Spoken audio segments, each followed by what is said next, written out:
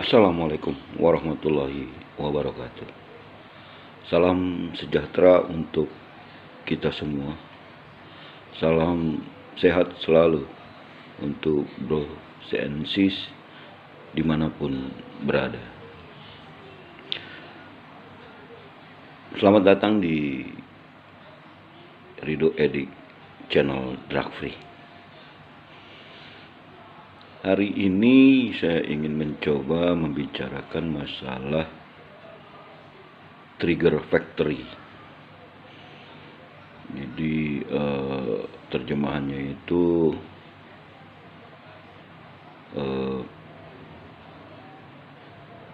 faktor-faktor pemicu dari kita selaku adiksi dalam menjalankan recovery addictnya. Jadi faktor pemicu itu ada 3. Yang pertama adalah place. Place itu berarti tempat. Tempat dulu kita pernah menggunakan, tempat dulu kita pernah belanja, beli barang, beli nafsa. Itu akan menjadi pemicu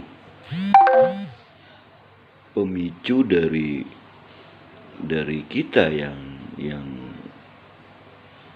pernah mengalami adiksi, sangat trigger gitu loh, sangat trigger dengan place ini, dengan tempat ini.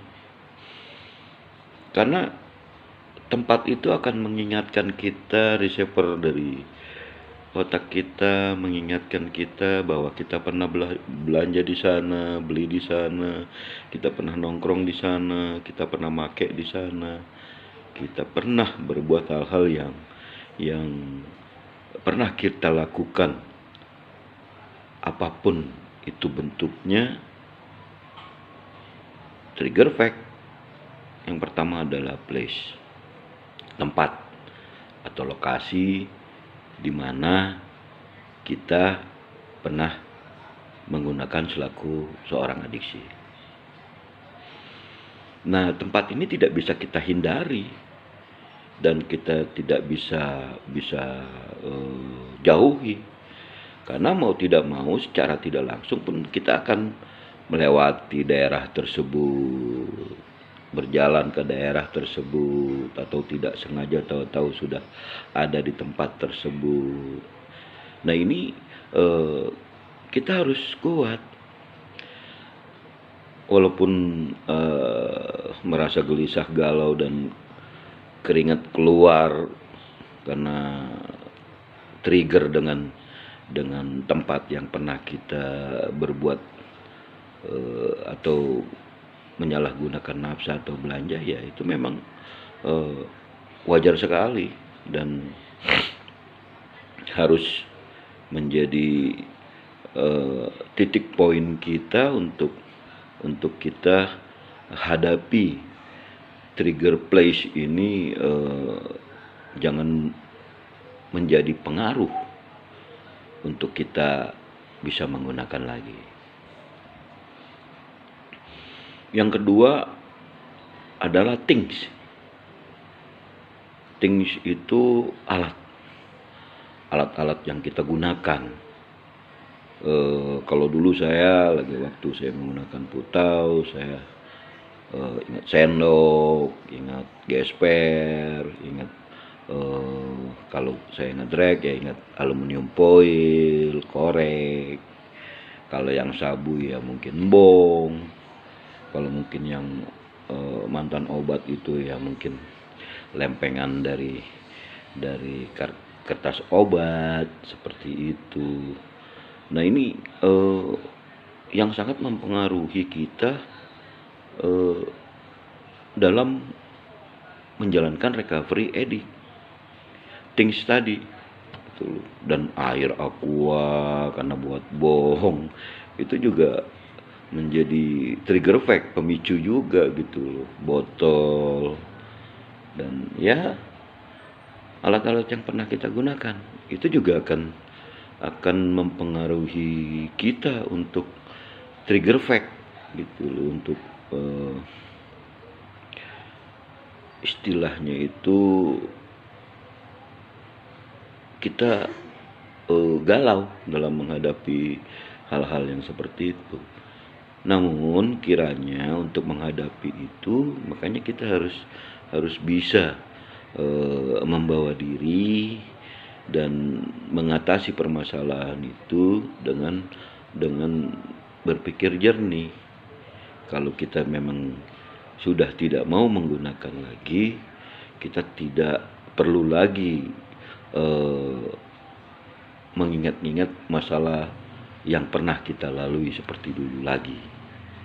Karena itu nanti akan reseptor yang ada di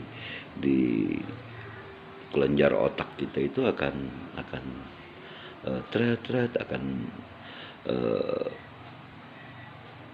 selalu mempengaruhi. Nah, tinggal kekuatan dari kita, kekuatan dari hati, kekuatan dari diri untuk mengatasi itu harus dengan kuat, harus dengan bijaksana, harus dengan pola pikir yang bersih.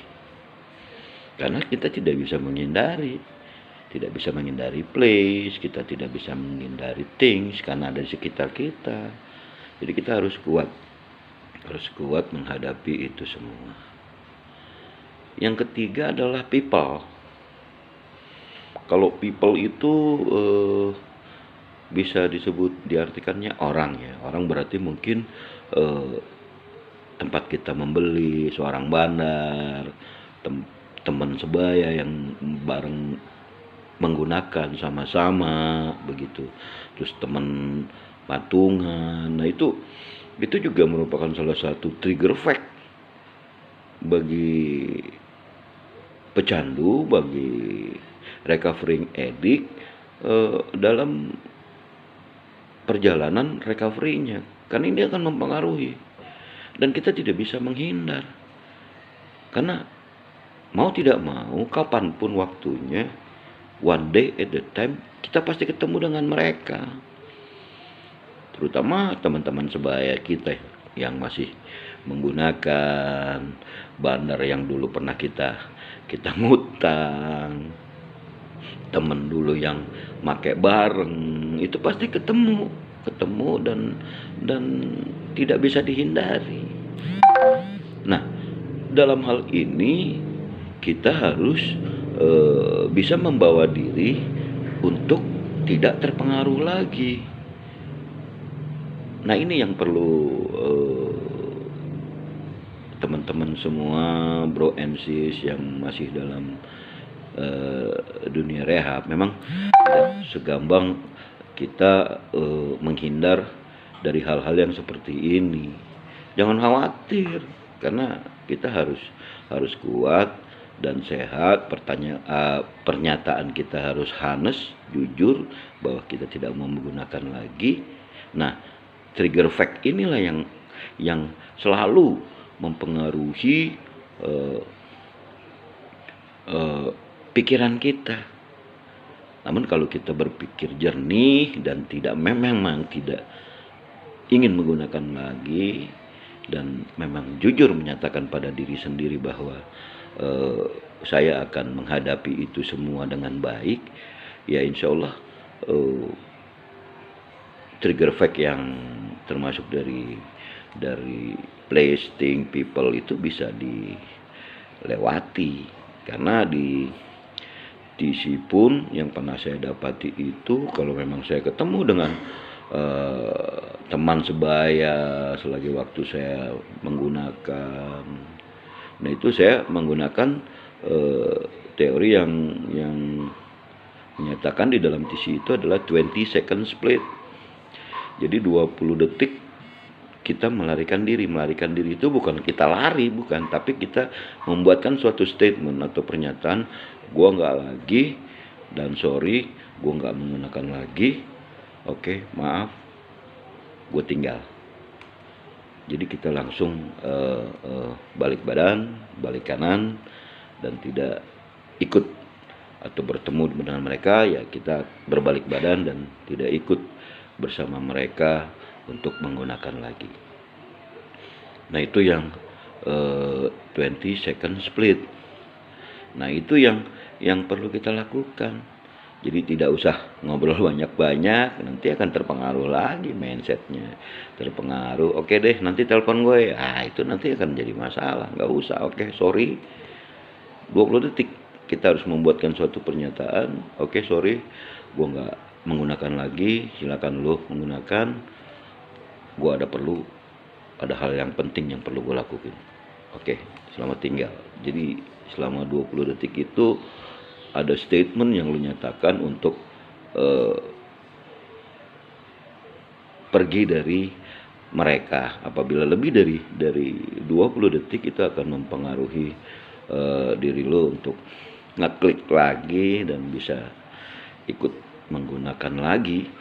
Nah ini yang selalu saya sampaikan kepada teman-teman semua yang di dunia rehab yang pernah saya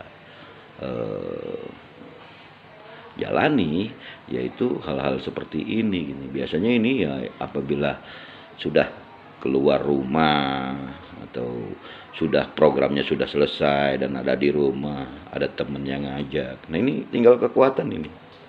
Tinggal kekuatan diri untuk memahami diri, untuk lebih jujur kepada diri untuk tidak menggunakan lagi. Dan ini pasti bisa mengalahkan trigger factor yang kita alami selaku recovery addict.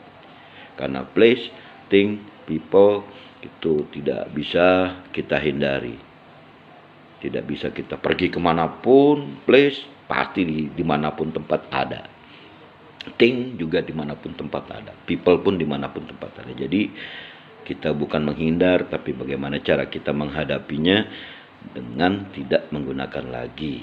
Sesuai dengan pola pikir yang jernih dan kejujuran hati untuk tidak menggunakan lagi. Itulah mungkin yang bisa saya sampaikan mengenai masalah trigger fact yang pernah saya alami, dan pada kesempatan video ini saya berbagi kepada teman-teman mengenai masalah trigger fact. Tidak bisa dihindari, tapi kita bisa hadapi dengan kekuatan dari spirit kita untuk tidak menyatakan untuk tidak menggunakan lagi. Terima kasih atas perhatian teman-teman semua. Jangan lupa subscribe dan bunyikan loncengnya, like and share videonya. Terima kasih. Assalamualaikum warahmatullahi wabarakatuh.